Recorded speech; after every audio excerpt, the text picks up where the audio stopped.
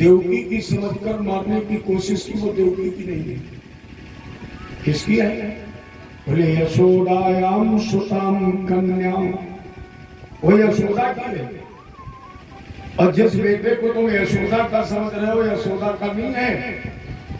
देवक्या कृष्ण में वो चाम, वो देवकी का है।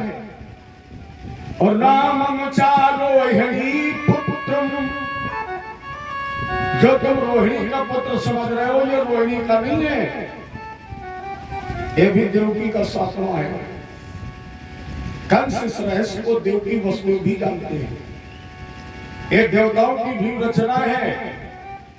इसमें सहयोग बाबा नंद और यशोदा ने भी किया है। कंस ने कहा बाबा पहले को नहीं बताया।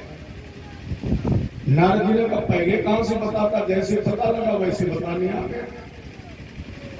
कंस ने कहा ना बाबा अब क्या करें?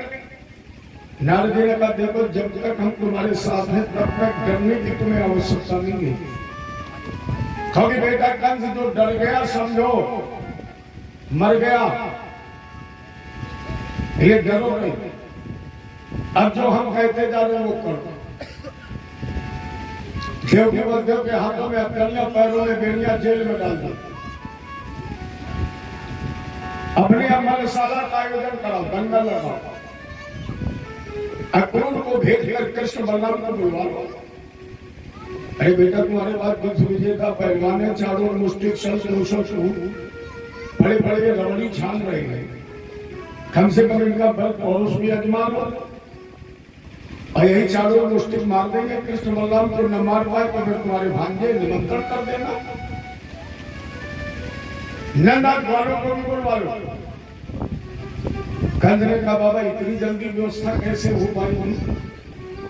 क्योंकि मेरे तो आयोजन में देवता, यक्ष, नाग, किन्नर और सारे भारत के, सारे विश्व के लोग आएंगे, निमंत्रण कैसे बटेगा? नारद जी का चिंता मत करो, जब मेरे जैसा डाकिया तुम्हारे पास है, केवल 2 घड़ी में माने 48 मिनट में संपूर्ण ब्रह्मांड में निमंत्रण हम बांट लेंगे, तो केवल तैयारी करो।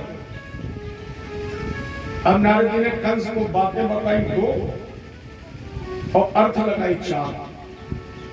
का बेटा जो मलशाला बनवाना, उसमें दीवार बहुत ऊंची रखना। कंस ने कहा बाबा ऊंची दीवार का क्या होगा? नारद जी ने कहा तुम पागल हो। अरे वो कृष्ण बहुत छलिया है, अब वो दूध दही माखन चुराता और उसे दीवारें भागने का अभ्यास है। और अगर दीवार नीची हुई और कहीं कृष्ण दूसरी तरफ भाग गया तो फिर उसे काम भूलोगे। लेकिन नारद जी ने मन में सोचा रे मूर्ख, अगर दीवार नीची हुई हो तो उस मलशाला में सबसे ऊंचे आसन पर बैठेगा, 3.5 हाथ ऊंची मंच पर होगा। अगर दीवार नीची हुई तो भाग जाएगा, फिर तुम्हें कृष्ण काम भूलेंगे। ठीक बाबा। नारद का दरवाजा रखना की बाउंड्री बनवाना, जो 4 दीवारी बनवाना उसमें दरवाजा रखना की। कंदरे का बाबा बहुत भीड़ होगी, मेरे आयोजन में देवता, यक्ष, नाग, किन्नर, गंधर्व सभी लोग तो आएंगे और आपका दरवाजा एक रखना। नारद जी ने कहा पागल मत बनो, वो बड़ा छलिया, प्रपंची, मायावी, कपटी और झूठा है। अगर दरवाजे ज्यादा होंगे तो मान लो निकल गया था। लेकिन नारद जी ने सोचा कंस, तूने देवकी के 2 ही पुत्र तो जिंदा रखे, अगर दरवाजे ज्यादा होंगे तो उन पर पहरा कौन लगाएगा? और जब दरवाजा होगा 1 तो दरवाजे पर बलराम भैया और अखाड़े के अंदर होंगे कृष्ण कन्हैया, बेटा बजेगी फिर चैन की बंसी। और नारद जी ने मन में सोचा चिंता मत करो, ऐसा कटवा देंगे जैसे दर्जी सवारी सूट का कपड़ा काटता है। कंस को सारी व्यवस्था समझाई, अक्रूर जी के लिए पत्र लिखवा दिया और देवर्षि नारद सीधे पहुंचे देव की वसुदेव जी के पास मां बस थोड़ा समय रह गया है, कंस के पाप का गला भर गया है। अगर मैं न चाहता तो तुम जेल में नहीं होती, तुम्हारे हथकड़ियां बेड़ियां भी न लगी होती। लेकिन मां अगर बेड़ियां नहीं लगेगी तो कंस के पाप का घड़ा फूटेगा कैसे? बस थोड़ा धैर्य धारण करिए। जा रहा हूं मैं कृष्ण के पास। देवकी ने कहा मेरे लाला के पास जा रहे हो तो बाबा मेरी तरफ से उससे प्रश्न करना, पूछना उस जगन्नाथ से कि जब संसार के लोग उससे प्रेम करते हैं तो संसार की कामी विषय जो भी लंपट उसे दुख क्यों देते हैं, सताते क्यों हैं? अरे भगवान तुम्हारी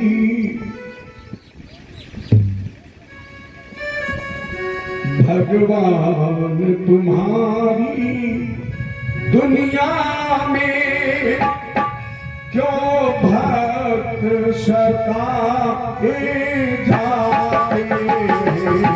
भगवान तुम्हारी दुनिया में क्यों भक्त सताए जाते? भगवान तुम्हारी दुनिया में भगवान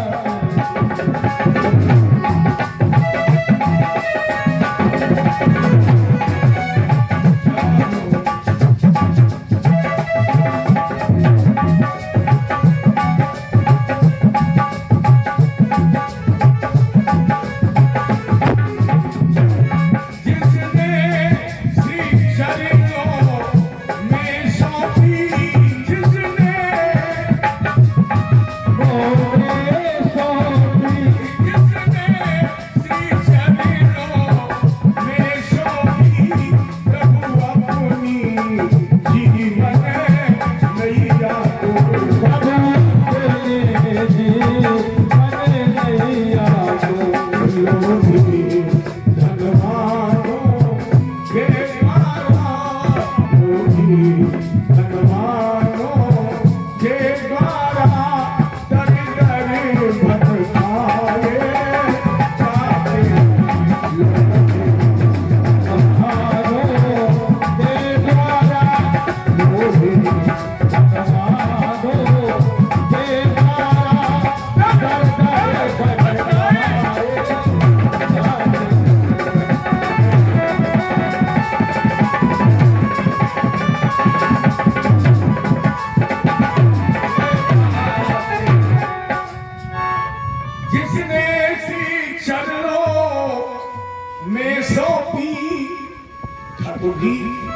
जिसने अपने जीवन रूपी रत्ती बागडोर तेरे हाथ में दे दी, संसार के कामी विषयी लोभी लंपट उसे दर दर ठोकर खाने के लिए मजबूर क्यों कर देते हैं?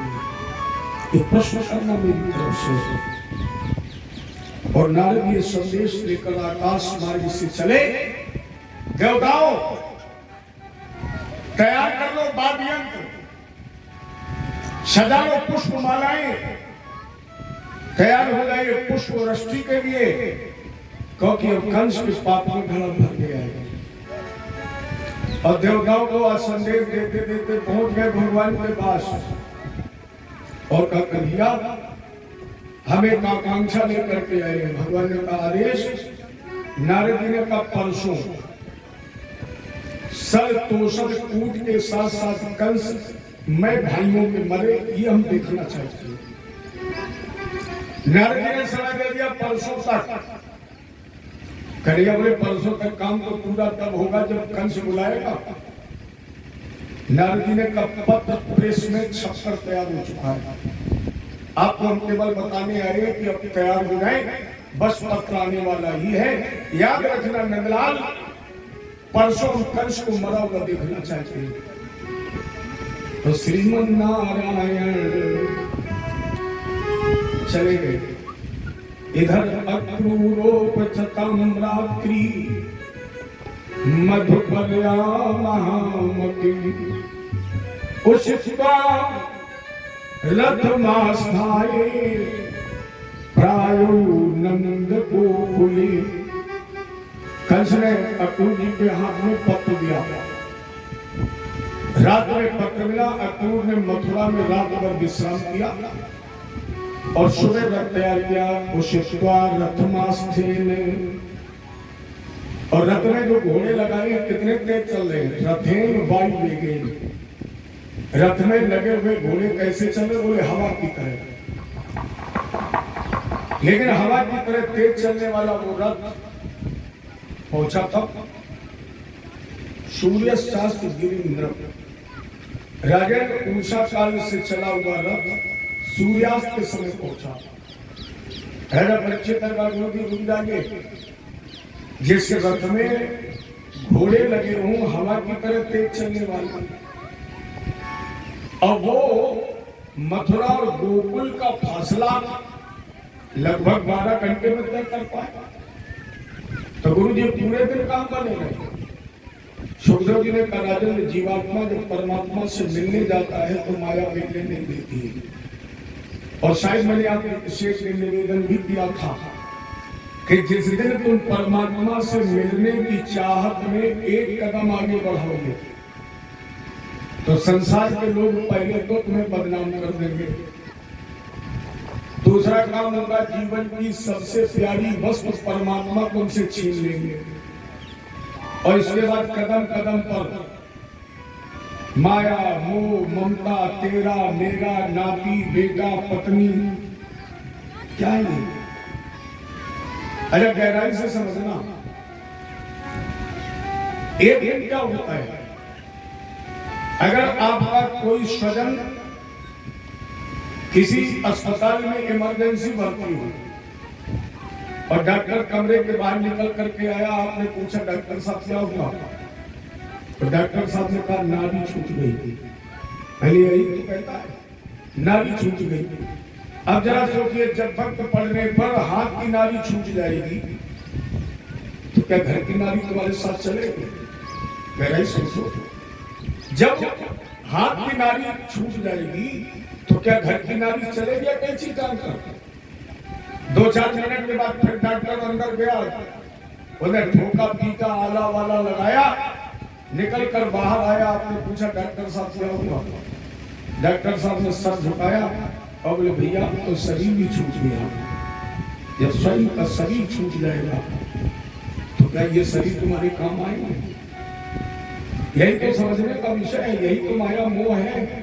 जब स्वयं का शरीर, जिसे मैंने बड़े नागों से पाला है, याद रखना प्यारे, किसी दिन खाक के अंदर सभी को घर बनाना है, किसी के सामने हमें भी तो अपना मुंह दिखाना है। बहुत पाला बहुत धोया समझ कर देह को अपना, मगर अफसोस इसको भी इसी दिन छूट जाता है। सुना होगा आपने गीत, जरा गुनगुनाइए। जिंदगी एक किराए का घर है, ये किराए पर मिला है, पता नहीं कब मकान मालिक का आदेश हो जाए। अच्छा, मोह क्यों है? शरीर से आप अगर कीड़े भी बनेंगे तो भी मोह रहेगा। जैसे आप कोई कमरा किराए पर लेंगे, आपको पता है कि कमरा मेरा नहीं है, किराए पर लिया है।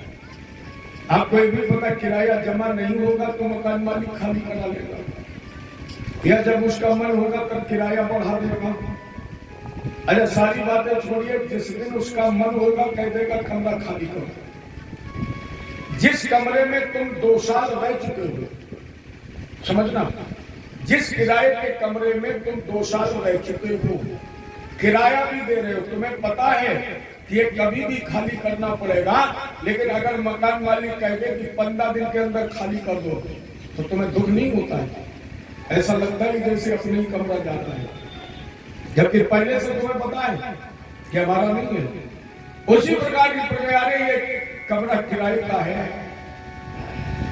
लेकिन जैसे उस किराए के मकान से हमें मोह है, उसी प्रकार इस किराए के शरीर से भी हमें मोह है, इसलिए हमें दर्द होता है, इसलिए पीड़ा होती है। लेकिन मकान मालिक कहेगा तो खाली करना ही पड़ेगा, कितना भी लो, कितना भी लो।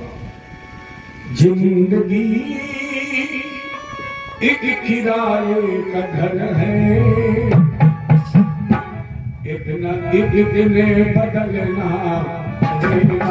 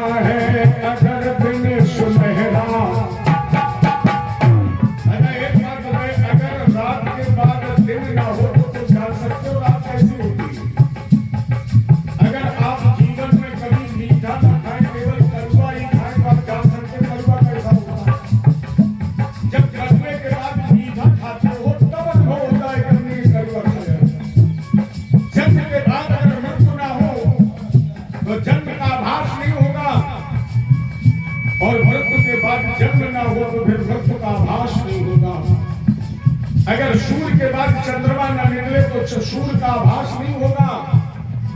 अर्थात जीवन में एक का अनुभव करने के दूसरे का आना जरूरी है। जीवन भर आपको केवल सुख मिले और कभी दुख न मिले तो आप जान सकते हैं कि सुख कैसा होता है। जब सुख के बाद दुख मिलेगा तब तो भैया कल वाला दिन बड़ा सुखी था। रात के बाद होगा सवेरा, देखना है अजर दिन।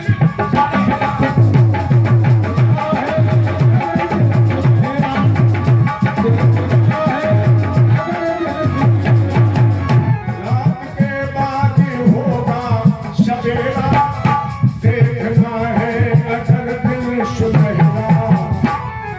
फूलों पे रखने से पहले, फूलों पे रखने से पहले तुझे काटो फिर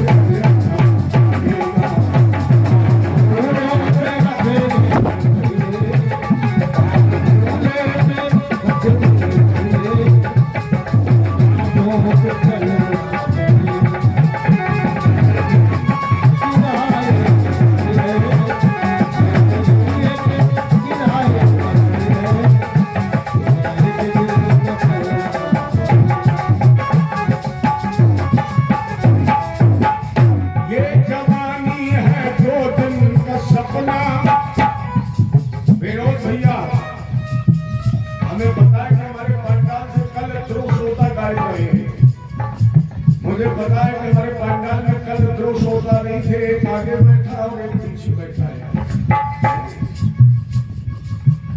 क्योंकि हम लोग ढूंढा करते हैं कि वो कौन व्यक्ति है जो 7 दिन अनवरत कथा सुनता है।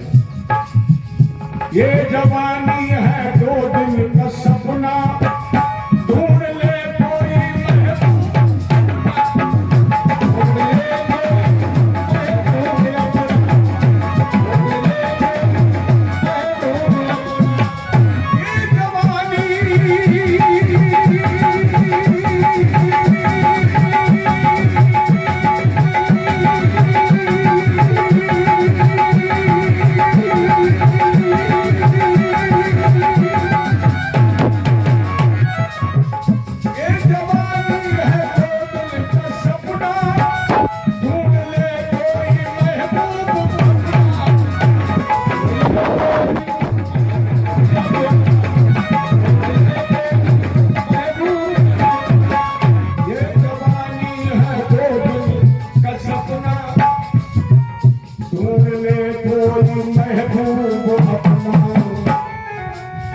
ये जवानी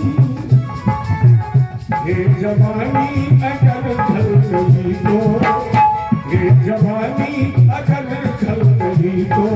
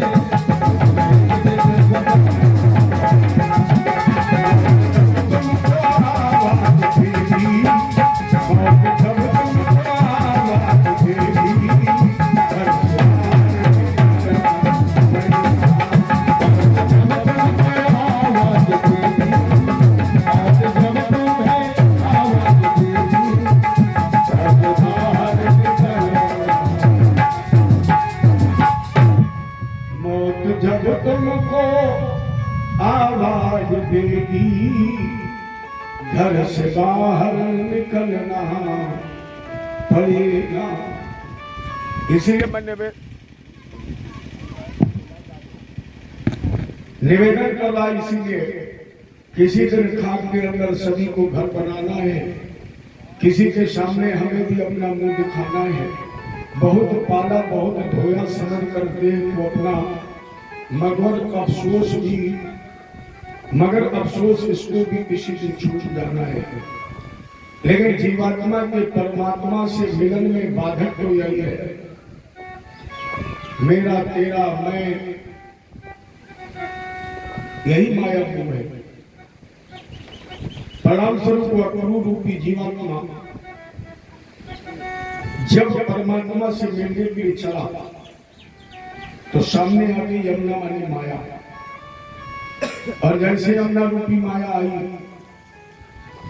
अक्रूर कहां जा रहे हो? भैया बैठ जाओ, कोई चढ़ौती नहीं उठा ले जाएगा, बैठो, कोई नहीं उठा ले जाएगा, ये सब श्रद्धा से चढ़ा है। अब सारे काम आप ही लोग करोगे, एक आध काम हमें भी करने देंगे, आप लोग चढ़ा लीजिए, उठा हम लेंगे, और आप ही चढ़ाओ आप उठाओ, ठीक बात नहीं है, आप लोग चढ़ाइए उठाने हमें लीजिए। लेकिन आप लोग बहुत अच्छे हो, सोचते हो पंडित जी को क्यों कष्ट हो, क्यों दिक्कत हो, तो चढ़ा भी लेते हो, उठा के वापस थोड़ी ले लेते। जय जय श्री, अरे अब तो बोल दीजिए, अब तो थोड़ा समय रह गया है। कल के बाद अगर आप हमसे परसों कहेंगे कि हम 10-5 दे देंगे, पंडित जी एक बार मंच से जयकारा बुलवा दीजिए, हम आपको नहीं मिलेंगे। चलते चलते तो बना लीजिए, मेरा कुछ नहीं है। जय जय श्री। अरे हमने एक और गौर किया इस मीनापुर में कि जब तक उपस्थिति कम रही तब तक आवाज बुलंद रही, और जितनी उपस्थिति बढ़ गई उतनी आवाज, ऐसा तो नहीं है कि एक दूसरे को डरते हो, कहीं हमने तेज बोल दिया तो पड़ोसी हमसे ज्यादा ना बोल दे। बोलो कृष्ण भगवान की शाबाश। नाहन, लेकिन हम जानते हैं बगैर तरई लगाए नहीं बोलते, आई कुशल पर बहुत अच्छे आप लोग हैं। थोड़ा बड़ा कड़वा बोलने का स्वभाव है, आदत है मेरी। एक जगह तो बड़ा विवाद हो गया, मैं कचहरी में कथा कहने गया, वो मेरा थोड़ा रिलेशन भी था और हालांकि मैं ऐसा नहीं बोलना चाहिए था। वो लड़की एक बिस्कुट और चाय लाई, तो अब हम न तो बिस्कुट खाते थे और चाय तो अभी भी नहीं पीते, तो हमने मजाक कर कह दिया बिटिया बिस्कुट तो कुत्ते भी नहीं खाते। तो एकदम उसने घूर के हमारी तरफ देखा, लेकिन हमारा कोई ऐसा उद्देश्य नहीं था, निकल गया। अब थोड़ी देर बाद वो हलवा बना के लाई और ईमानदारी की बात हम सतुआ खा लेते लेकिन हलवा नहीं खाते। इस गांव में तो हम 7 दिन से घूम रहे हैं, बोले सतुआ तो दवा के लिए भी नहीं मिलेंगे। मिलेंगे हैं किसी के? अगर मैं पता होता तो कथा बात में कहते सतुआ पहले खा लेते, तो हम हलवा नहीं खाते सतुआ खा लेते हैं। अब वो बेचारी, अब उसे क्या पता कि पंडित जी इतना टेढ़ा बोलते हैं। अब वो हलवा पता नहीं दैयोग से क्या बात थी कि वो हलवा लेके आई और हमने कहा भैया हलवा तुम्हारे यहाँ बैल नहीं खाते। बहुत तेज उसने घूमा, लेकिन बोली बेचारी कुछ नहीं। पूरे दिन कथा हो गई। शाम को जब हम भोजन करने गए तो बोले गुरुजी तुम बोलते कैसे हो? कथा में तो तुम ठीक बोलते हो लेकिन नीचे कितना टेढ़ा बोलते हो। तो हमने कहा मैं टेढ़ा क्या बोला? तो उसने वो घटना बताई। तो हमने कहा अच्छा जब हम टेढ़ा बोल रहे तो तुम्हें लग कैसा रहा? बोले गुरुजी लग रहा था कि मैं हलवा के थरिया पर खोपड़ी पर पटक दूं। तो ऐसा मेरा स्वभाव है, मैं किसी से कभी नाराज नहीं होता हूँ, कभी लड़ता नहीं हूँ, व्यंग नहीं करता, लेकिन क्या करूँ जीव है ये मानती नहीं है। इसलिए अगर किसी से कोई कड़वा बोल रहे तो ये मानो कि हमारी अच्छाई ग्रहण कर लेना। मेरी एक भी बुराई पर आप ध्यान मत देना, मैं बुराई का पुतला हूं। ये बहुत गौर करने की बात है, मैं बुराई का पुतला हूं, लेकिन मेरे एक अंदर एक ही अच्छाई है। और अगर उस अच्छाई पर आपने ध्यान दे दिया तो जिस तरह हम अच्छे हो गए उस तरह आप लोग भी अच्छे हो जाएंगे। केवल एक अच्छाई पर ध्यान दीजिए। कौन? जब मौका मिले तब बोलिए क्या? जय जय श्री। यही तो सबसे बड़ी अच्छाई है, क्योंकि राधा राधा के कहे बाधा सब कट जाए। राधा के कहने सारी बाधा खत्म, क्योंकि राधा तू बड़ भागिनी